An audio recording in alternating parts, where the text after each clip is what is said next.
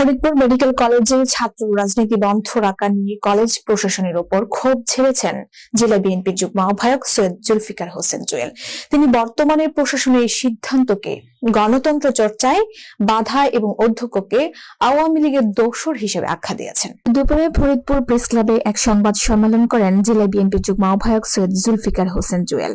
Faridpur medical কলেজে ছাত্র রাজনীতি বন্ধ হওয়ায় তিনি এই সংবাদ সম্মেলন করেন। সংবাদ সম্মেলনে তিনি অভিযোগ করে বলেন, সাধারণ শিক্ষার্থীদের ব্যানারে যে কার্যক্রম চলছে তা মূলত একটি গুপ্ত সংগঠনের কাজ। সারা দেশের শিক্ষা প্রতিষ্ঠানে যখন গণতন্ত্রের চর্চা শুরু হয়েছে, তখন ফরিদপুর মেডিকেলে ছাত্র রাজনীতি বন্ধ রাখা উদ্দেশ্যমূলক। এর আগে গত 11 জানুয়ারি ড্যাব আয়োজিত এক দোয়া মাহফিলে শিক্ষার্থীদের উপস্থিতি কম হওয়ায় হতাশা প্রকাশ করেন তিনি। আজকে সংবাদ সম্মেলনে তিনি সাফ জানিয়ে দেন, অবিলম্বে ছাত্র রাজনীতি ওপেন না করলে এবং প্রশাসনের পরিবর্তন না আনলে কঠোর পদক্ষেপ নেওয়া হবে। এ সময় উপস্থিত ছিলেন ড্যাবের জেলা শাখার আহ্বায়ক ডাক্তার মোস্তাফিজুর রহমান শামীম, জেলা যুব দলের সাধারণ সম্পাদক জাহাঙ্গীর হোসেন, জেলা স্বেচ্ছাসেবক দলের আহ্বায়ক মোজাম্মেল হোসেন মিঠু সহ বিএনপির নেতৃবৃন্দ।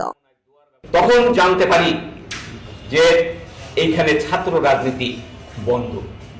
আচ্ছা, ছাত্র রাজনীতি যদি বন্ধ থাকে, এখানে তো ছাত্র রাজনীতির কোনো বিষয় নয়। বেগম খালেদা জিয়ার মৃত্যুর পরে রাষ্ট্রীয়ভাবে শোক পালনের আমরা সকলে করেছি এবং এই প্রেস ক্লাবও শোক পালন করেছে। একটি শোক দিবসে ছাত্ররা কেন আসলো, তখনও জানতে পারলাম যে হুমকি আছে, দামকি আছে।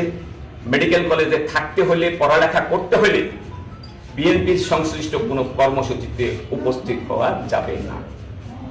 যে কারণে তাদের জীবনের ঝুঁকি, লেখাপড়ার ঝুঁকির কারণে তারা সেখানে উপস্থিত হতে পারে নাই।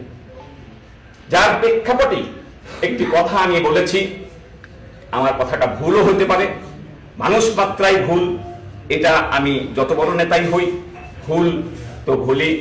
যদিও এটা ভুল, দুই রকমের ব্যাখ্যা আমি দেব। একটা হলো আমি নাকি মেডিকেল কলেজ বন্ধ করে দেওয়ার হুমকি দিয়েছি।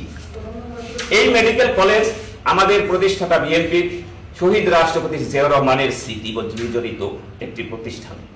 এই মেডিকেল কলেজ ফরিদপুরের একটি অহংকার। আমি জাতীয়তাবাদী ছাত্র দলের প্রোডাক্ট হয়ে বিএনপির নেতৃত্বে এসে সেই মেডিকেল কলেজ বন্ধ করে দেব, আসলে একটি পাগলের প্রলাপ ছাড়া আর কিছু না। চ্যানেল 10 সত্যের সন্ধানে আমরা।